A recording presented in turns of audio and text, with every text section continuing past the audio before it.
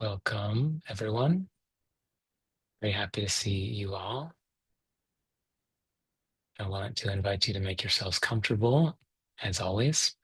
So, um, find a posture that works for you this evening, whether that's sitting or reclining or standing or lying down. Whatever works for you in this moment is perfect. And you might need to move around or walk or change positions. You're welcome to move during the talk and as we're meditating together. Also, if you want to close your eyes, you can close your eyes. If you feel more comfortable with your eyes open, you can leave your eyes open. And then one more suggestion is you can leave your screen off if you feel like you want some privacy and don't want to have your screen on, or you can put your screen on, whatever works for you. It's all good. Okay. I'd like to continue our exploration of the five hindrances. The fifth hindrance, we finally made it. It's been a long journey, many months of talking about this stuff. So today we've made it to Visakiccha, which translates, it's a Pali word that translates to doubt. Doubt. It's an interesting choice for the fifth hindrance of the mind. Joseph Goldstein talks about two different types of doubt. And one, he says, is helpful, and the other is not so helpful. So, what's helpful? Um, it can be helpful to maintain a quality of inquiry and investigation. So, this is the experience of remaining open minded and curious and flexible in our thinking. So, this prevents us from becoming too dogmatic in our way of thinking and our way of understanding reality. And it prevents us from becoming too dualistic in our mindset. So, good and evil, or good and bad, or right versus wrong, black and white. So, the doubt is kind of just staying curious and not fixed. And so that's pretty healthy. And in the Buddha was actually the Buddhism in general is very encouraging of this kind of questioning and curiosity. The idea is to investigate everything for ourselves. And so with all the teachings, the approach is don't just take my word for it. Check it out, practice it and see for yourself and see what works for you and see what's helpful or what's skillful. And if it works or has meaning for you, then you can, stay with it. And otherwise, just let it go. It's not this is not the one and only path or the one and only truth. So this kind of healthy skepticism is also embedded in Judaism. And there's an expectation in Judaism that you'll ask questions and you'll challenge the written word and you'll challenge the teachings. And so I grew up in a Jewish household and I went to synagogue 3 times a week when I was a kid. So this kind of like skepticism feels really natural and healthy to me. And it's embedded here in Buddhism as well, which is nice. So if we can have an open mind and stay curious and question everything, that's the essence of beginner's mind. And we don't take anything for granted. We don't take anything for granted. We don't take anything as an absolute truth, and we stay open to all the possibilities. On the other hand, so there's a quality of doubt that can arise within us that is considered a hindrance. And so this is the state of mind that's, um, afflicted by uncertainty or wavering quality or indecisiveness, indecision. And according to Joseph Goldstein, he says, unnoticed, doubt is the most dangerous of the hindrances because it can bring our practice to a standstill. So that surprised me. Doubt is the most dangerous of the hindrances. When doubt, and then he goes on to say, when doubt is strong and paralyzes us with indecision, it doesn't even give us an opportunity to take a wrong turn and then to learn from our mistakes. And he quotes Jan Martel from his book, The Life of Pi. And he says, to choose doubt as a philosophy of life is akin to choosing immobility as a means for transportation.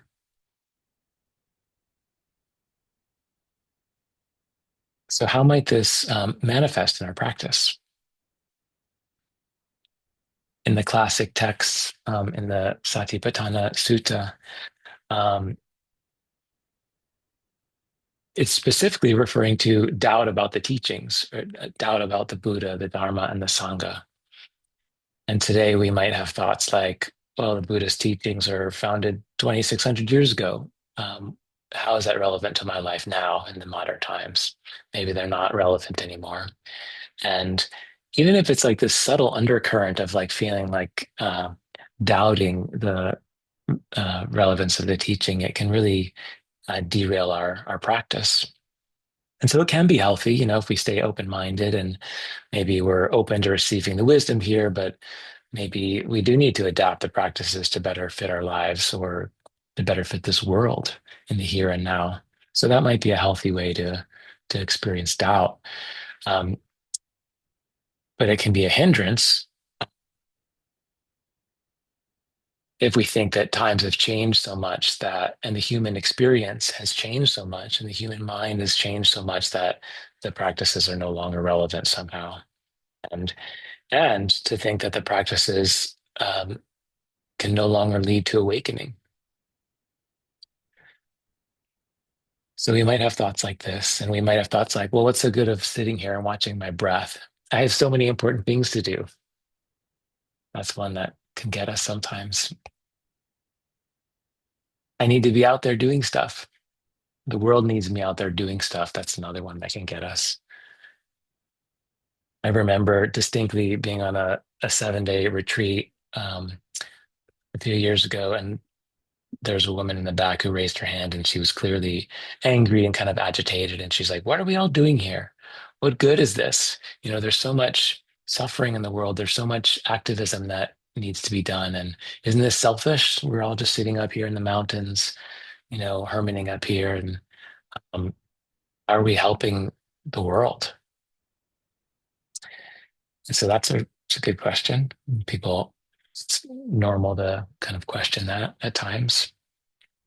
And one of the teachers basically said, you're only here for 7 days.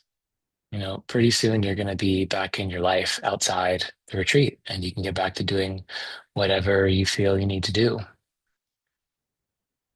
Won't it help you to do your job better after being here and meditating for 7 days? Won't it help you to be more clear in your mind and your heart and in your decisions? Won't it help you be more available to your friends and your family and your community if you take this time for yourself to sit and pay attention to your breath? So there's a way where it clearly doesn't make sense to like when you see the thought like that, but it still can come and it can still get in our way. And of course, that's about a 7-day retreat, and maybe it can come up bigger then, but of course it happens in our daily practice all the time where we might think, oh, I don't have time to meditate today. I don't have time. There's too many things to do. And it can prevent us from sitting for even like 30 minutes or 20 minutes or even 5 minutes. No, I don't have 5 minutes to sit and watch my breath. Like that can happen to us, right? It's so silly. Um, so that's doubt, that's doubt of forgetting the importance or doubting the importance of this and thinking that other things are more important. And another way that doubt can creep into our practice is we get really hung up on what's the best practice. What's the best practice for how can I just get to awakening as quickly as possible? So what tradition or which practice or which teacher? Should I follow? Should I go down this Tibetan lineage of Buddhism, or maybe there's a Burmese tradition that's the right practice, right? Or maybe a Zen, or we're looking for the right teachers, or the right retreat, or the right guru, you know? Um, and so in these cases, we can switch courses so frequently that we lose our momentum and we have a difficult time making progress with our practice. So that's another way that it shows up specifically in our awareness practices. One of our favorite ways that doubt arises is about ourselves and our own abilities. And so we ask ourselves, am I doing this right? Oh, these other people, they're doing it right. They're good at this. And I don't know what I'm doing. This is too hard. I can't do it. Those other meditators, they're skillful. Why are they getting it, but I'm not getting it? I'm not getting anywhere with this. And we begin to doubt, what am I doing? This is clearly not working for me. Another way that we can experience doubt is doubting our inherent worthiness or our essential or inherent goodness. And this can show up like as soon as we begin to feel good, or begin to feel peaceful, or things are going well in our lives, or we're feeling present or happy. Are these subconscious beliefs that we're undeserving creep in, and they sabotage our practice and our progress. And in this way, doubt can be an expression of toxic shame, which is a response to developmental trauma. So this can happen to us as well with doubt. So how do we work with this? As always, the first step is recognizing it. The sutta says, if doubt is present, one knows there is doubt in me. If doubt is not present, one knows there is no doubt in me. So just like with all the other hindrances, we can become familiar with the patterns that arise within us. And then we can do a couple things once we notice them. We can notice it and make a soft mental note. Okay, this is doubting mind. Or we can just say doubting mind or doubt. So that can be helpful, and just labeling it, it kind of just um, helps you step out of the experience. And then what is it like? What happens when I'm experiencing doubting mind? What happens when I notice this feeling of doubt? What is my breath doing? What does my body feel like? What are my thought patterns or my emotional patterns?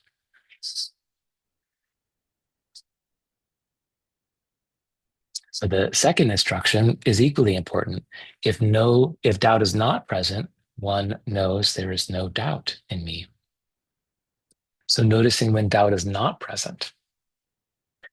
When we're working with difficult mind states, it can be most helpful to notice when they're not present. So our brains are really good at paying attention to what's wrong. Um, and then, the whole subject of these talks and the subject of this aspect of Buddhism is the five hindrances. And so we're trying to bring awareness to these difficult patterns of our mind.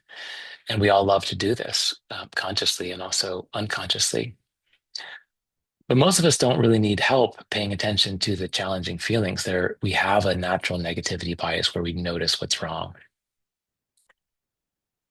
However, most of us do need help giving wise attention to the negative feelings.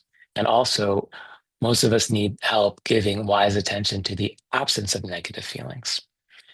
And so this is in my opinion, this is one of the most underrated practices, is to pay attention to the absence of the hindrance.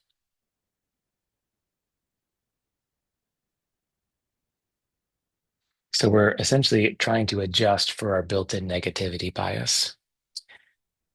And we're highlighting the experience of what is the opposite of this hindrance. So in this case, what's the opposite of one of the opposites of doubt?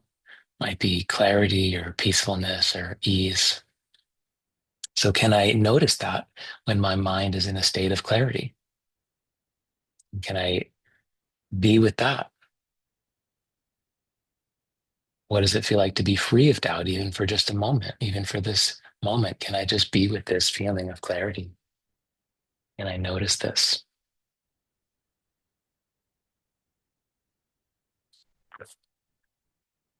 Another possibility is that we pay attention to the transitions between. So, the transition between doubt and no doubt. So what is it like when I'm caught in this feeling of doubt and then it changes? Or what I'm when I'm feeling clarity and then suddenly there's a feeling of doubt. So what is that like when it changes? And can I be present for that transition? So I like emphasizing the transitions when I can, when I um, or when it happens. I don't know if it's something that I consciously, you know, can make myself do, but sometimes I become aware of that. And the transitions, it's like reminding myself that everything changes and and often everything changes quite quickly. So when you are there for that transition, it's like a really powerful reminder that these states are just so fluid, so transient.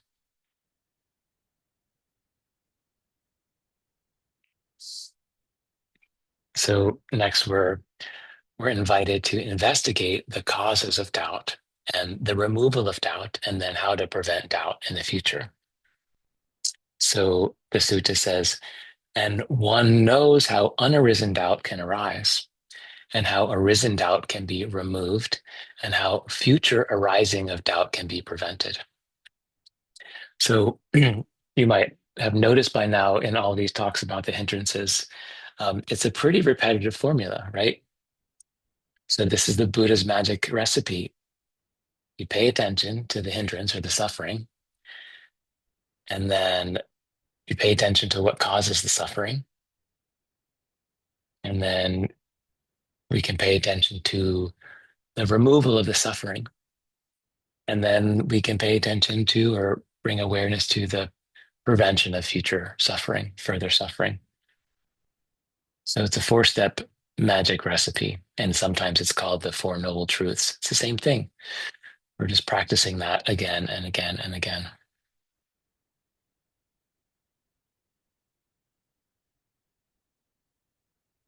So the primary culprit in this case with doubt is unwise attention. So what actually causes doubt and then accelerates doubt is unwise attention. The Buddha says frequently giving careless attention is the nutriment to the arising of unarisen doubt and for the increase and expansion of unarisen doubt. So it just is the fuel for doubt to arise and also increase and expand. So what does that mean? Unwise attention or careless attention? The way that I understand it is it's like when we're noticing the thoughts and believing them and taking them seriously and then taking them to be our truth, or this is my story, this is my truth, my feelings, and then we really own them. So that's unwise attention. So sure, we're noticing it, we're paying attention, but we're really like um, inside of it, and we're really believing it.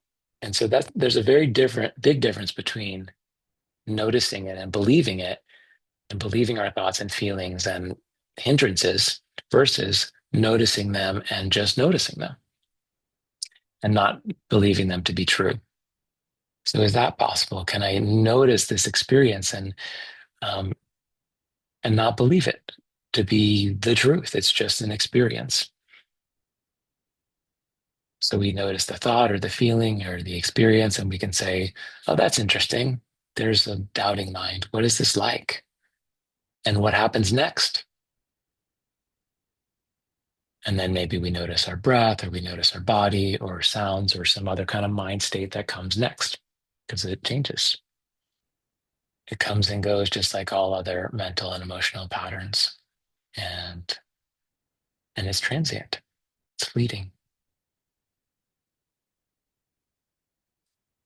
And then when we remove doubt and prevent the further arising of doubt, what is that like? What does that even mean? So if I'm able to bring wise attention to this experience of doubt, and then so what is the opposite of doubt? So a couple of words that I used already are clarity or ease.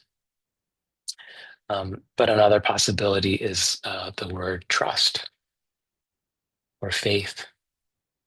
So it's not self-confidence. Self-confidence is not the opposite of doubt.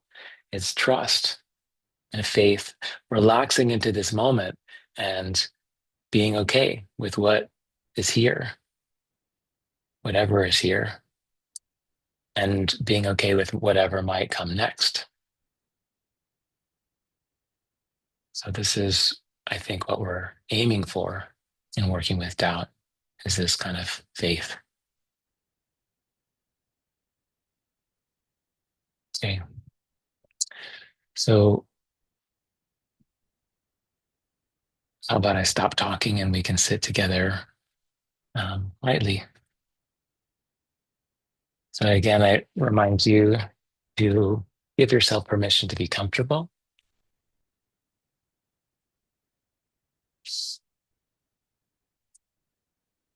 If you need to change positions, feel free to.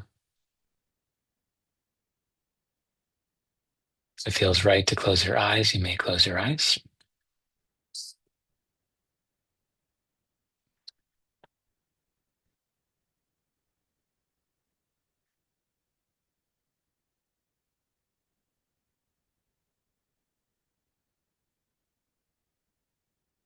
So we're going to sit here for about 20 minutes. So find a way for you to be comfortable and at ease for about 20 minutes.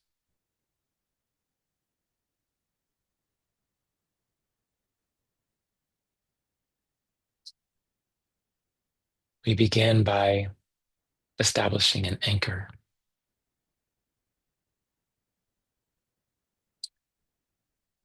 So we can choose the object of our attention as a starting point.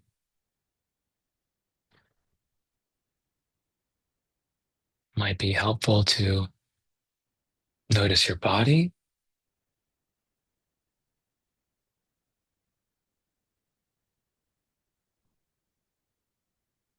What is your body doing right now? What is it like to have this experience of being embodied?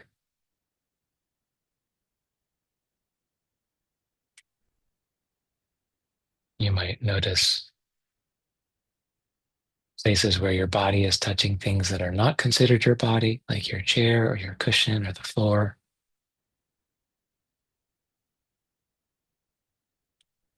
You might notice where your body is touching your own body.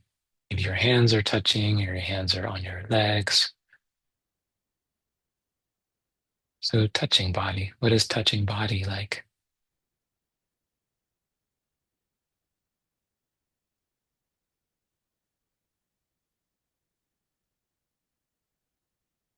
You might have a feeling of tension or pain somewhere.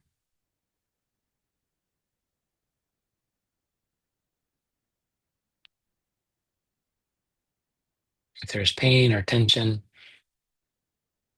you might ask yourself, can I be with this? Can I just be with this tension?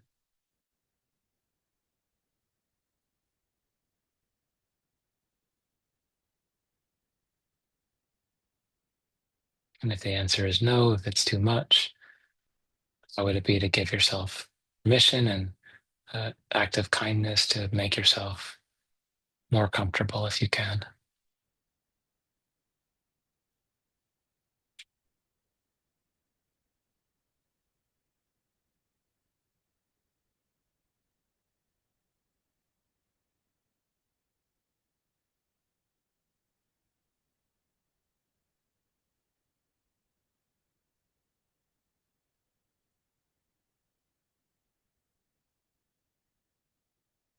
You might notice areas in your body that are feeling spacious or pleasant or neutral?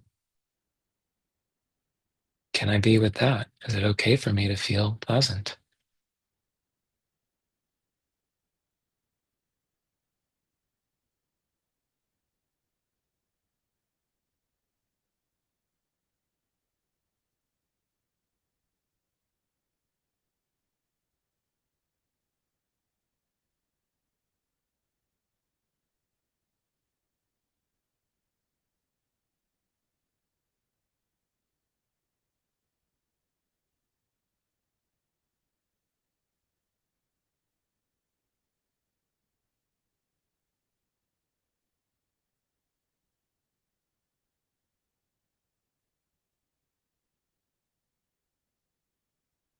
My body breathes.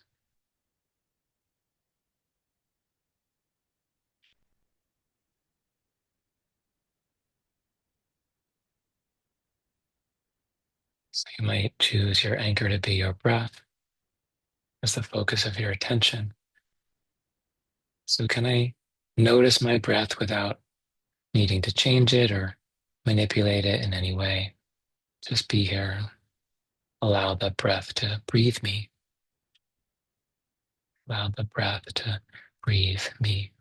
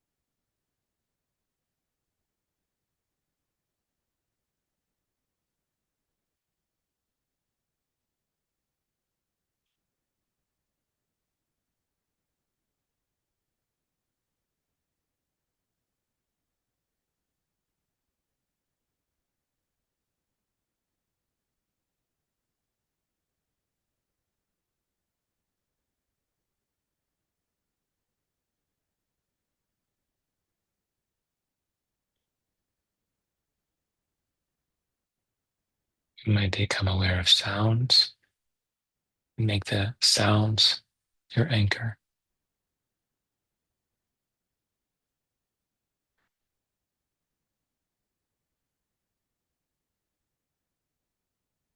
What is it like to experience sound? Sound, vibrating particles in the air that affect my eardrum and the teeny little bones in my inner ear and my vestibular coccygeal nerve, and my brain interprets that as a sound. And my body feels the vibration. What does it sound like right now?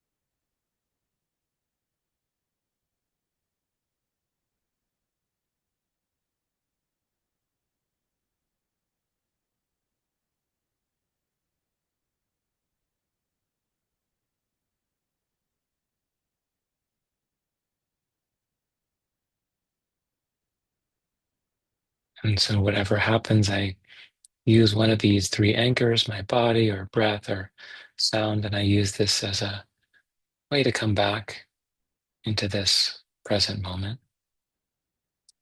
And I do my best to stay with this anchor throughout my experience.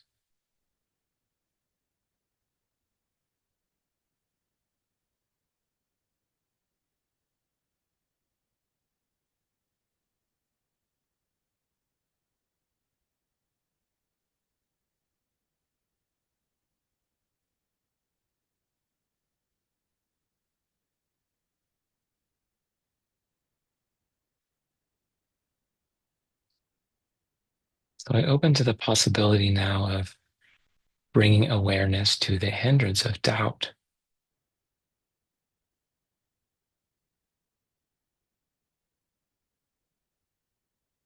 One knows that doubt has arisen in me. So can I become aware of doubt? What is it like to feel indecision or uncertainty? Maybe there's an aspect of my life right now where I feel unclear.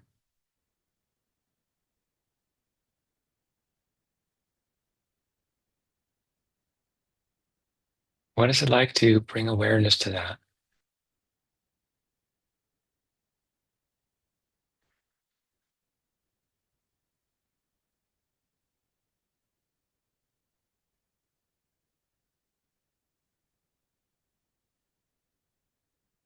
What's it like to feel confused or uncertain,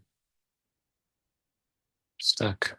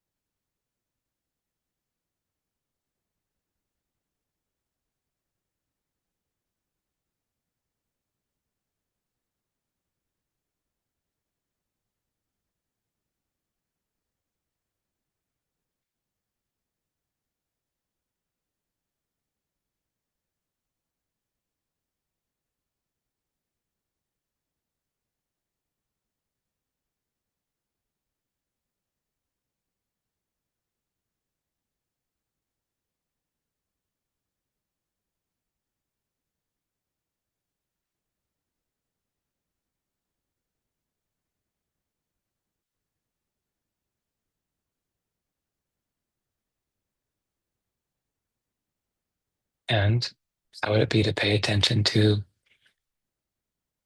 the experience of not having doubt? When doubt is not present in me, can I bring wise attention to that experience of no doubt, clarity or ease, or feeling of trust or faith that this right here in this moment is okay. I can be okay with this.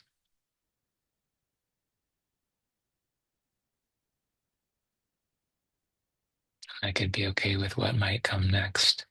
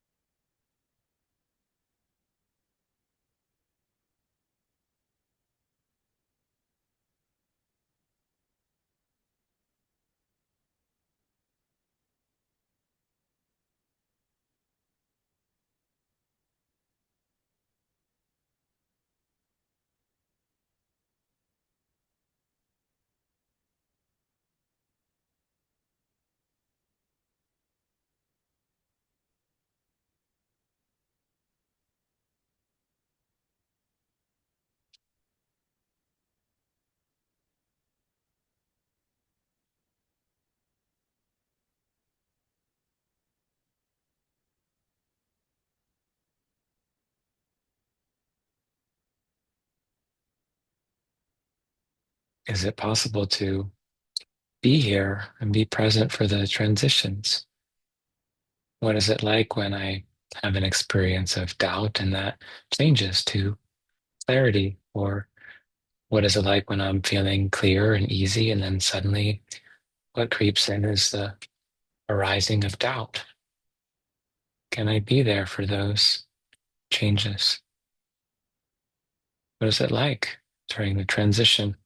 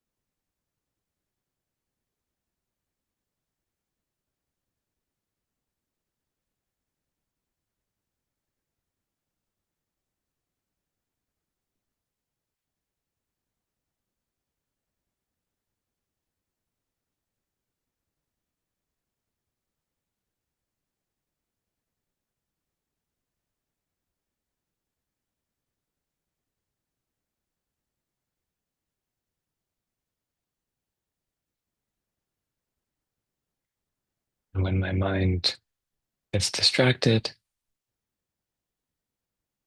I come back to my anchor, back to my breathing or my body, or come back to noticing sounds.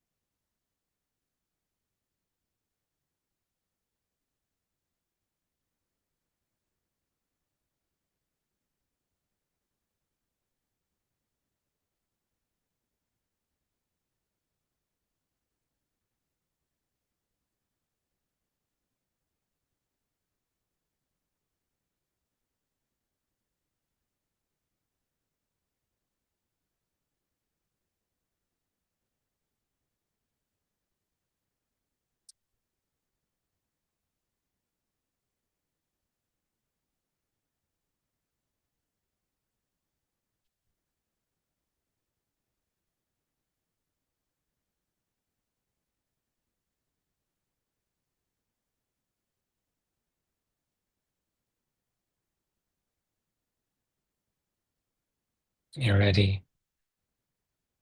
I invite you to wiggle your toes or wiggle your fingers or wiggle your spine a little bit. Begin to come back into your physical room, into our Zoom room.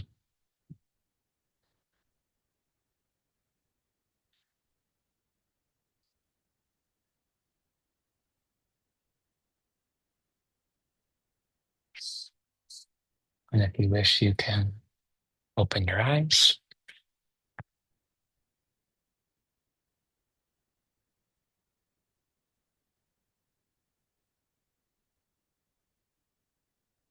Or you can keep your eyes closed and stay with your attention inside.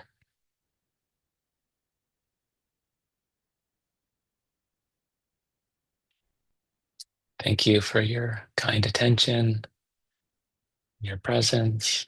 Always a joy to sit together. Thank you.